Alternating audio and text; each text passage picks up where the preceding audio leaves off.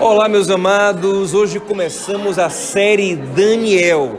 Cada semana postaremos uma pregação nova baseada no livro do profeta Daniel e eu creio que vai ser uma bênção para a sua vida. Assiste atento até o final. Se gostar, clique em gostei, deixe um comentário, compartilha com quem você ama. Shalom no seu coração.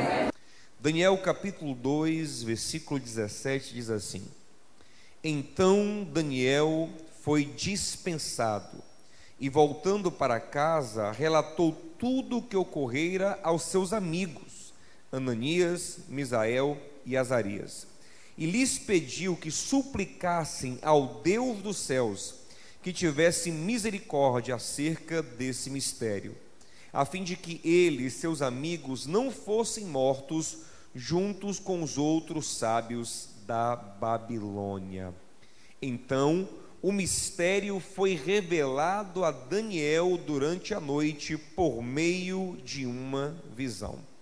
Daniel louvou o Deus dos céus, dizendo em aramaico: Seja bendito ao Senhor, o nome de Deus para todos sempre, porque sabedoria e força a Ele pertencem.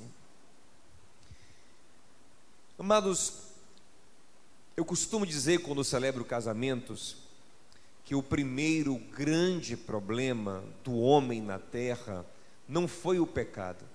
O pecado surgiu no capítulo 3 de Gênesis. Antes do pecado, no capítulo 2, Deus olhou para o homem na terra e disse: tem algo que não está legal, tem algo que não está bom. E nisso a gente percebe um contraste, porque Deus vinha qualificando positivamente tudo que Ele criara. Lembra? Ele criou os animais, Ele criou a vegetação, Ele criou os astros e veio dizendo: ficou bom, ficou bom. Ao fim de cada dia Ele dizia: ficou bom. Então tem um momento que Ele olha para a terra e diz: tem algo que não está bom. Lembre que depois de criar tudo, o texto fala que Ele fala assim: ficou muito bom. Mas de repente Ele olha e diz: não está bom. Como é que de muito bom fica ruim? O que aconteceu? O texto diz que Deus observou Adão solitário, e Ele disse em Gênesis 2,18: não é bom que o homem esteja sozinho. A solidão foi o primeiro problema humano. Antes do pecado, o homem sofreu por estar sozinho. Solidão é um grande problema no coração e na vida de qualquer pessoa, porque somos seres feitos para o relacionamento, somos seres feitos para a comunhão, para o compartilhar de vida. Como a solução que Deus trouxe para Adão foi uma mulher, nós então criamos uma falsa ideia de que a solidão sempre é curada através de uma relação homem e mulher, de uma relação conjugal, o que não é verdade, porque a solidão, ela é um problema, ela é um defeito. Na tradição judaica até se diz o seguinte, que um homem ou uma mulher solitária, eles não são plenos, eles são incompletos. Mas você olha para a Bíblia e vê homens plenos como Paulo, ou o homem pleno, Jesus, sem casamento. Entretanto, não eram solitários. Nos céus não teríamos casamento. O Senhor nos fala isso em Mateus 22:30. Lá no céu ninguém se casa, lá no céu nós somos como os anjos. Entretanto, ninguém lá também é incompleto, ninguém lá é solitário. Em Provérbios 18:1 diz que o solitário, ele é um tolo, revoltado contra a sabedoria. Jesus não era tolo, os anjos não são tolos, Paulo não era tolo, nem incompleto. Então eu observo que o que cura a solidão não é obrigatoriamente o casamento.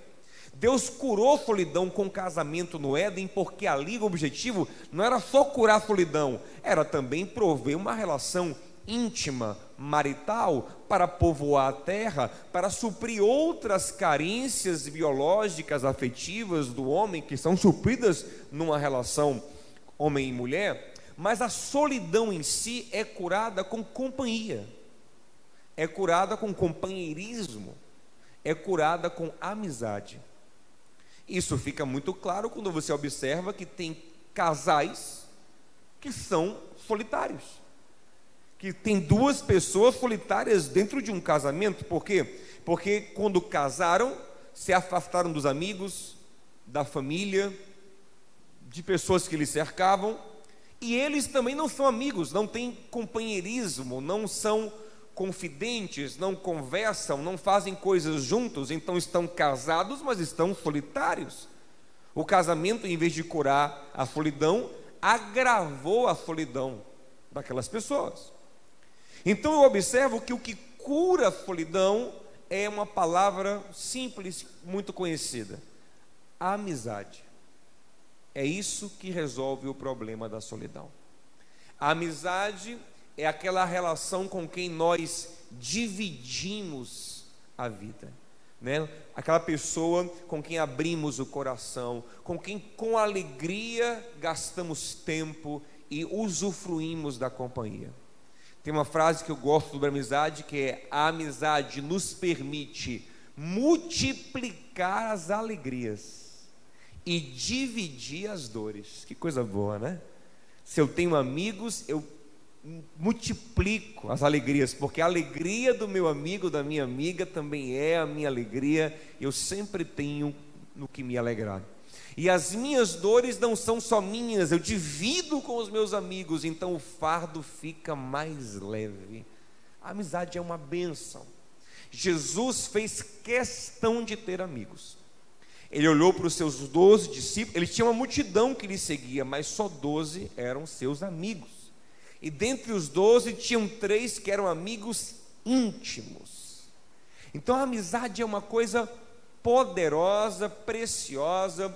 Salomão fala muito sobre amizade quando ele fala sobre ser sábio, e ser sábio tem muito a ver com ter amigos. Como eu disse, Provérbios 18:1 diz que aquele que se isola, o solitário, ele não é sábio, ele é um tolo. Salomão fala em Eclesiastes 4:9 que é sempre melhor serem 2 do que 1. É sempre melhor ter alguém com você do que viver sozinho. E naquele contexto ele não está falando de casamento, está falando de amizade.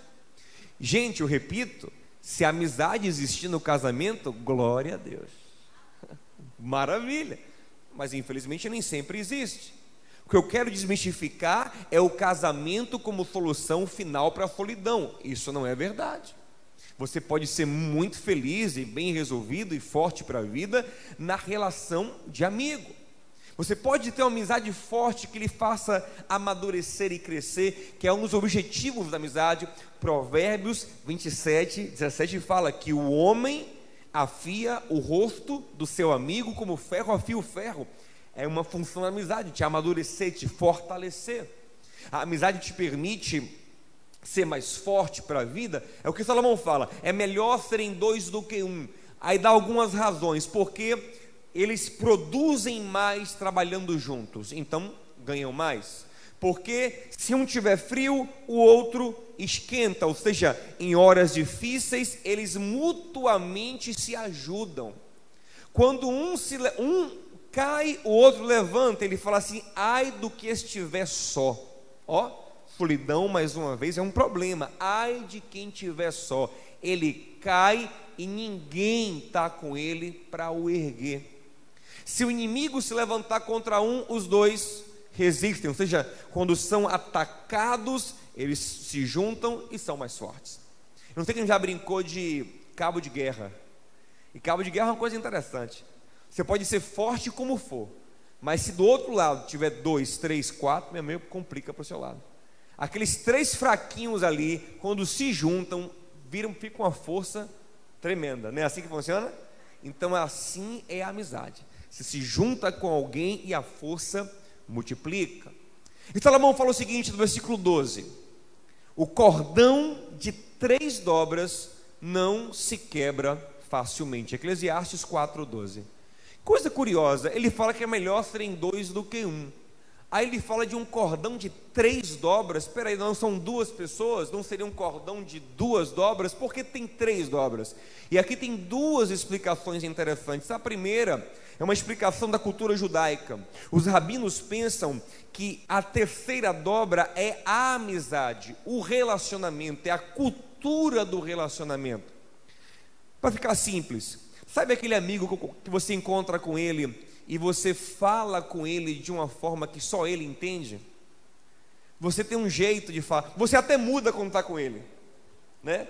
Você muda as palavras que fala, o jeito de se por quê? Porque você tem uma cultura, tem uma história, uma linguagem de amizade com ele. Então, os rabinos pensam que essa é a terceira dobra do cordão, é a cultura, é a história, é a vida da amizade que mexe com os dois e fortalece muito. Mas eu gosto ainda mais da interpretação à luz de Cristo desse texto, porque o Senhor Jesus disse que quando nós nos unimos nele, quando 2 pessoas somente, não precisa de 2, estão nele, o próprio Jesus está ali também. Então Deus é a terceira dobra de uma amizade construída nele.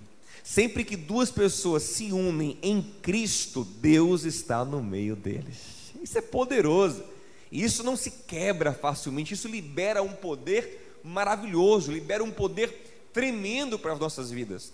E muitas vezes, aconselhando pessoas no gabinete, pessoas maravilhosas, mas que têm muitos problemas na vida, na fé, eu percebo que a principal problemática é não ter amigo crente, é não ter com quem caminhar, é não ter pessoas que possam proporcionar a ele esse cordão de 3 dobras. Gente boa de Deus, que quer Jesus, mas que não consegue vencer essa barreira para fazer um amigo, para caminhar com alguém. E eu quero te mostrar aqui, de uma maneira muito simples, como Daniel nos ensina lições poderosas acerca de amizade. Na vida de Daniel, a amizade foi fundamental. Ele foi uma bênção para os seus amigos, e os amigos também foram uma grande bênção para a vida dele. E eu tenho certeza, meu irmão, que Deus quer te abençoar muito através de amizades. Toque em alguém e diga assim: Deus quer te abençoar muito através de amizades. Com Jesus foi assim, com Daniel foi assim, por que com a gente não seria, não é verdade? Antes de entrar aqui na vida de Daniel, na amizade de Daniel, quero te lembrar uma coisa importante. Provérbios 18, versículo 1 fala que o solitário, ele é tolo, ele não é uma pessoa sábia. Mas você continua nesse capítulo de Provérbios, e no versículo 24, o mesmo Salomão vai falar o seguinte: olha, quem tem muito amigo sai perdendo, mas tem um amigo mais chegado que um irmão. Espera aí, o mesmo Salomão que começou o capítulo me estimulando a amizade, agora me alerta a não ter muitos amigos? Sim. O que quer dizer com isso? Não é para você sair por aí à torto e à direito, tentando fazer amizades com todo mundo, mas é preciso saber construir amizades certas. Quem tem amigo demais, como diria Aristóteles, não tem amigo nenhum. É muita amizade superficial e que na hora da angústia não serve para nada. O amigo que você tem que ter é aquele amigo que vira irmão. É o amigo de Provérbios 17:17. Ama o amigo em todo tempo, e na angústia nasce um irmão. Nem sempre um irmão de sangue é um amigo, mas um amigo sempre é um irmão. Então a gente tem que ter essa visão de construir amizades profundas, verdadeiras, fortes, fundamentadas em Deus. Escolher bem as amizades. E aí Daniel nos é um exemplo incrível. Incrível, né? Essa palavra incrível não serve para a gente, porque nós somos crentes, é crível. É um exemplo maravilhoso. Observe, Daniel chega na Babilônia, gente, e ele é colocado na Harvard da época. Não sei se eu pronunciei certo, me perdoe o inglês. Ele é colocado na melhor universidade da época. Porque o que fazia Nabucodonosor? Ele ia de nação em nação, conquistando os reinos e selecionando os jovens mais inteligentes, mais nobres para a sua corte e para uma espécie de faculdade que ele tinha lá na Caldeia, na Babilônia. Então Daniel chegou ali, ele foi escolhido para estar ali entre os jovens inteligentes do mundo todo, e tinha ali naquela faculdade grandiosa príncipes gregos, egípcios, persas e de várias culturas. E Daniel poderia se deslumbrar e se misturar com todo mundo, e querer ficar amigo de todo mundo, e querer andar com os caldeus, com os egípcios, com os persas. Mas você observa que Daniel, ele tem 3 amigos na Bíblia, na história dele, e são 3 amigos judeus, e não só judeus, porque tinha muito judeu cativo na Babilônia naquele tempo. Não só judeus, ele tinha 3 amigos crentes de verdade. Daniel não é só amigo desses caras porque a língua é a mesma língua, porque a cultura é a mesma cultura. Ele é amigo desses caras porque eles têm uma afinidade espiritual. Daniel era um homem muito espiritual, homem de consagração, de oração, como vamos ver em breve. E para andar com ele tinha que ser assim também. Observe que no capítulo 3, esses amigos de Daniel, Azarias, Misael, Ananias, ou Ananias, Misael e Azarias, que são Sadraque, Mesaque e Abednego, eles são tão crentes que eles dizem: nós não nos dobramos a estátua nenhuma, preferimos ir para a fornalha de fogo para ser fiel ao nosso Deus. São os amigos de Daniel, e esses caras vão ser fundamentais na vida de Daniel. Então a primeira pergunta que eu quero te fazer aqui nessa noite, meu irmão, é: qual é o termômetro espiritual das suas amizades?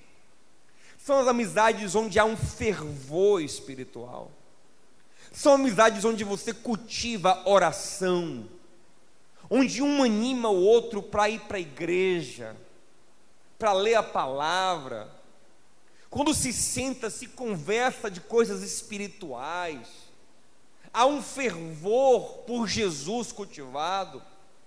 Ou são amizades que são baldes de água fria na sua vida com Deus, que só travam você?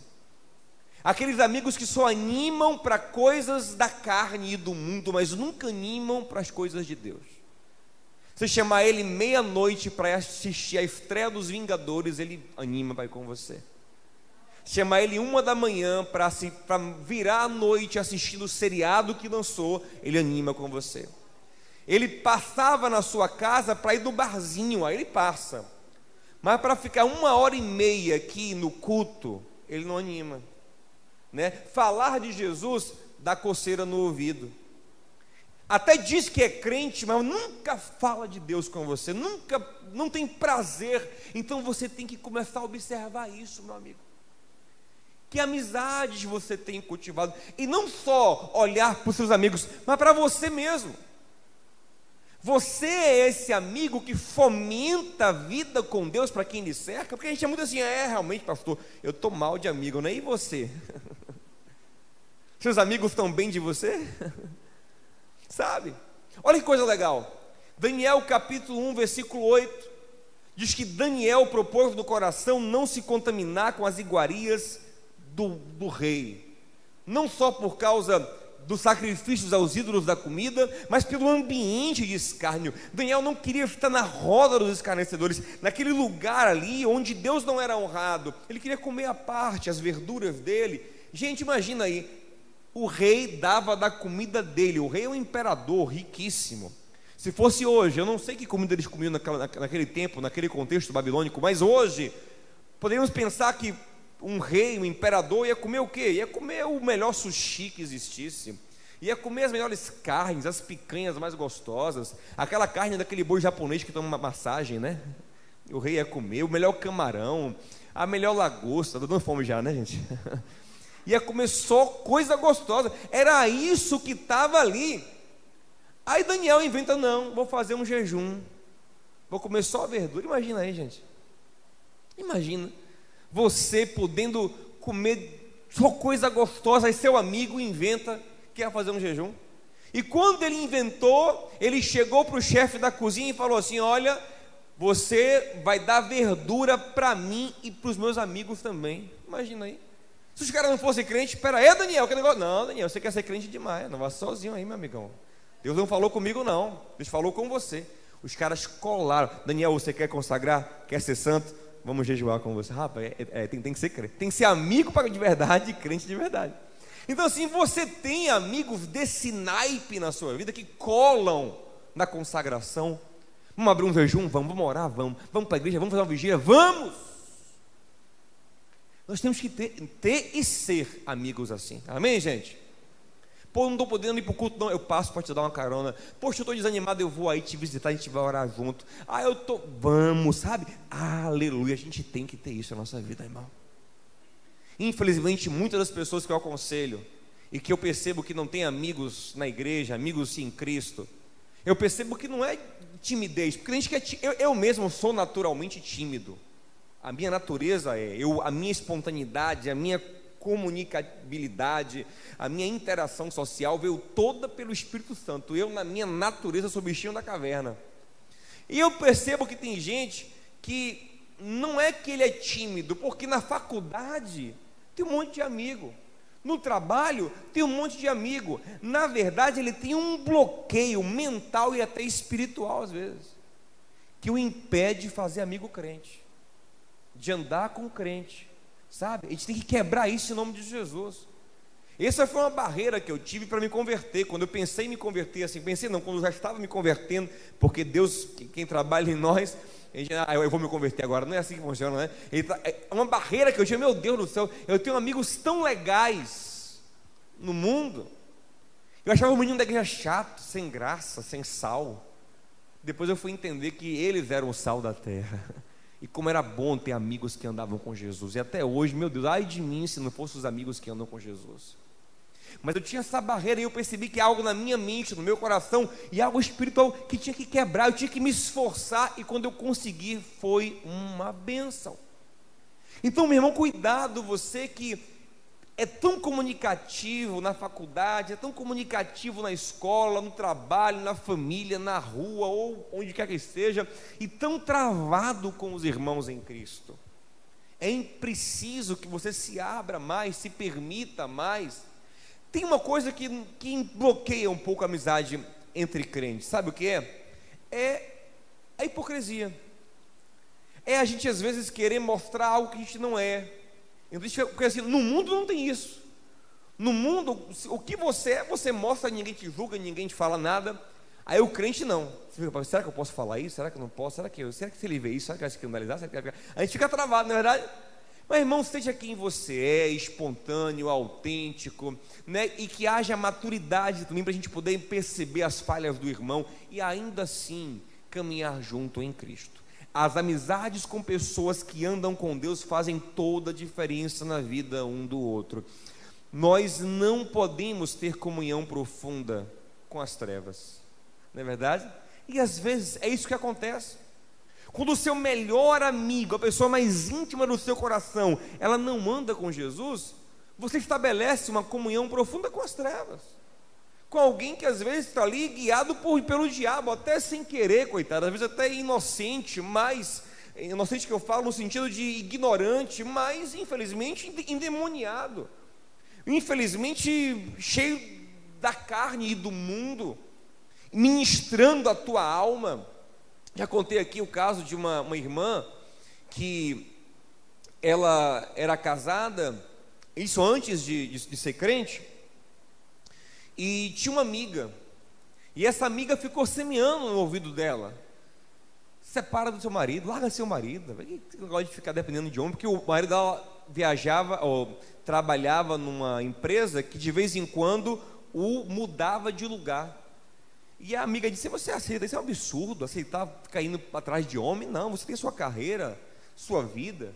Até uma hora que essa semente da amiga entrou no coração, ela bateu o pé firme com o marido, que não ia mais se mudar, e o marido teve que se mudar pelo trabalho, separaram.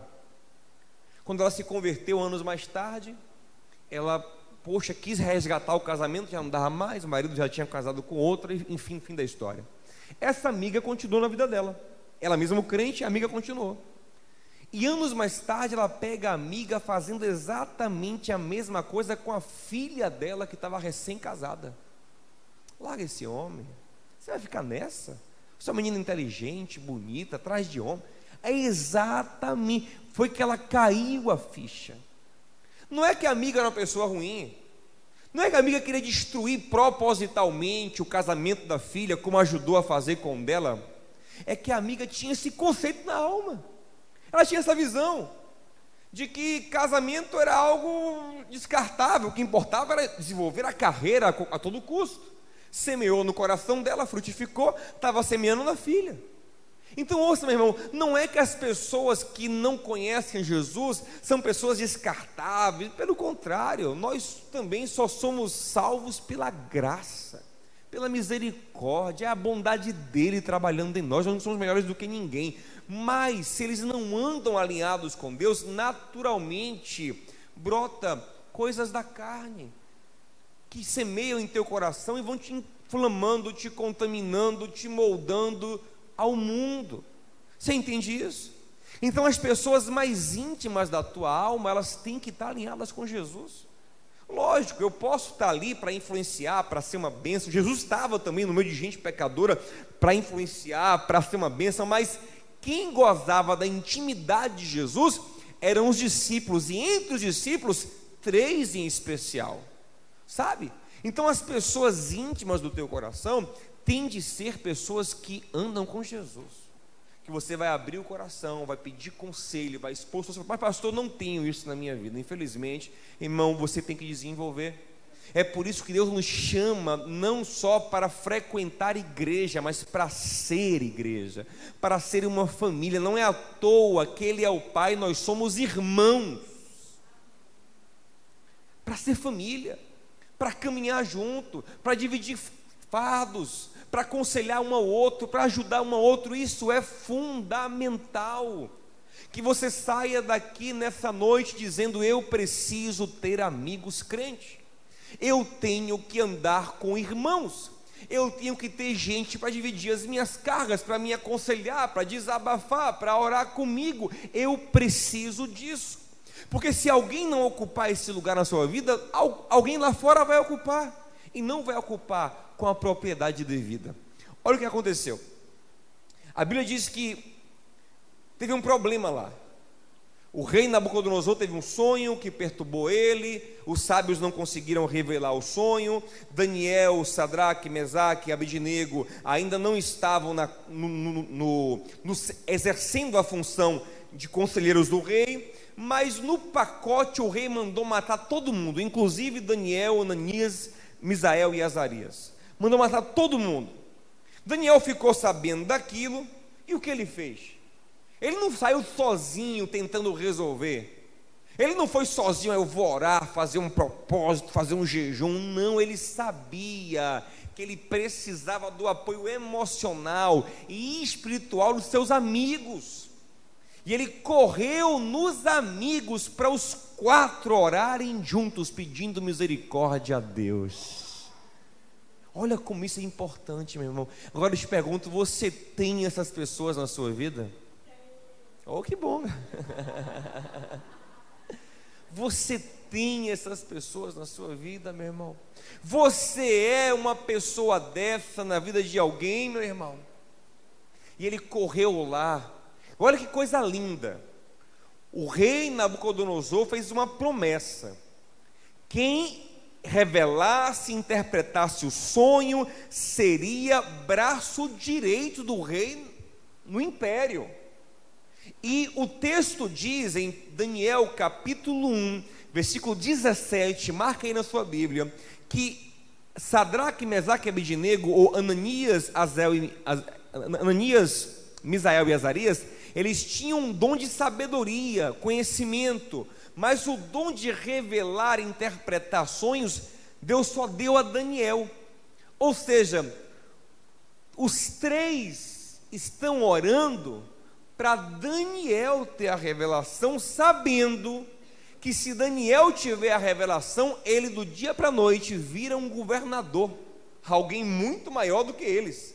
Mesmo assim, estão orando, dizendo: Senhor, levanta Daniel, exalta Daniel. Olha que coisa linda essa amizade, gente, que coisa pura, porque amigo de verdade é esse, é aquele que quer ver o outro crescer. Amigo falso estava assim agora: Senhor, revela quem o Senhor quiser. Porque Daniel, a quem o Senhor quiser dar, quem for achado digno. Eu vou lhe contar aqui, Daniel pecou ontem, viu?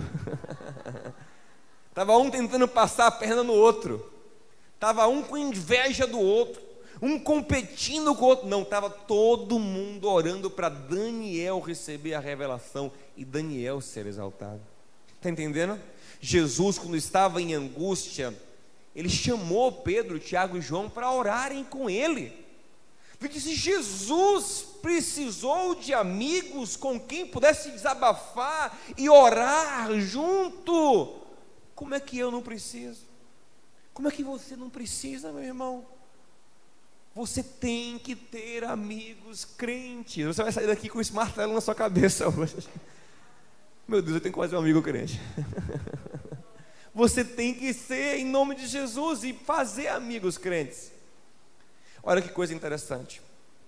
A Bíblia diz que Deus deu a revelação a Daniel. E deu não só porque Daniel estava orando, mas porque todos eles estavam orando juntos. Gente, quando Deus nos vê, aleluia, em unidade, em comunhão, Deus nos abençoa. Quão bom e agradável é que os irmãos vivem em união, ali o Senhor ordena a sua bênção e a vida para sempre. Deus gosta disso, Deus aprecia essa unidade, Deus ama ver seus filhos unidos num propósito, ajudando um ao outro, cooperando um com o outro. Jó sofreu um bom tempo, e Deus queria restaurar Jó e ficou esperando. Jó dá provas de maturidade, quebrantamento, e Jó vem dando provas, reconhecendo que falou bobagem, reconhecendo a soberania de Deus. E ali no versículo 10 do capítulo 42, assim, que Jó dá a última prova. Jó começa a interceder pelos amigos dele, mesmo os amigos tendo feito tão mal a Jó. Jó mostrou que perdoou os amigos, coração limpo, e ainda está abençoando os amigos. E eu vou abrir aqui um parêntese. Deus disse aos amigos assim: eu só vou perdoar vocês se Jó orar por vocês. Olha como é bom ter amigo crente. Então está ali Jó orando pelos amigos, e o texto fala: Deus virou o cativeiro de Jó, ou seja, Deus mudou a sorte dele, restaurando ele, dando a ele o dobro do que ele tinha antes, enquanto esse orava pelos seus amigos. Então a amizade nos permite viver o Evangelho, praticar o Evangelho, praticar o amor, levantar o outro, abençoar o outro, orar pelo outro, servir o outro, e Deus se agrada disso, irmãos. E Deus nos dá mais, Ele nos abençoa, nos fortalece quando nós topamos os desafios do relacionamento, da comunhão. Então, quando Deus viu ali Daniel e os amigos juntos orando, Deus deu a revelação a quem? A Daniel. E Daniel foi lá e contou a Nabucodonosor, e Nabucodonosor ficou impactado, ficou impressionado com o Deus de Daniel, e Nabucodonosor fez Daniel ser o seu braço direito no reino. Olha aí, capítulo 2, versículo 48, para nós vermos o que aconteceu. Então o rei engrandeceu a Daniel e lhe deu muitas e grandes dádivas, e o pôs por governador de toda a província de Babilônia, como também o fez chefe dos governadores sobre todos os sábios de Babilônia. E pediu Daniel ao rei, e constituiu ele sobre os negócios da província de Babilônia Sadraque, Mesaque e Abidnego. O primeiro pedido de Daniel ao rei foi que seus 3 amigos também participassem do governo, tivessem cargos de confiança e fossem também abençoados. Olha que coisa legal, estavam juntos na luta, na dificuldade, orando, e agora na bênção todos usufruem juntos. Amém, gente? Que nós possamos ser amigos assim também. Quando Deus nos abençoa, lembrar dos nossos amigos, ser porta para outros, ajudar outros, levantar outros. Nesse processo Deus é glorificado, né? De fidelidade, de comunhão, de compartilhar, de ajudar. Daniel cresce, os amigos crescem juntos. Tem gente que quando cresce, os amigos ficam esquecidos. Tem gente que quando cresce, nem lembra que te conhece. Daniel não, assim que ele cresceu, trouxe os amigos com ele. E lógico, porque eram amigos que se alegravam com o crescimento, que não tinham inveja nem competição. Uma relação saudável, cheia de amor. Irmãos, nós precisamos construir relacionamentos assim, torcer pelos amigos, orar por eles, querer que eles cresçam, e sabendo que quando eles crescem, nós também somos abençoados, e que quando você cresce, você também é um canal de bênção para aqueles que Deus colocou na sua vida. Amém?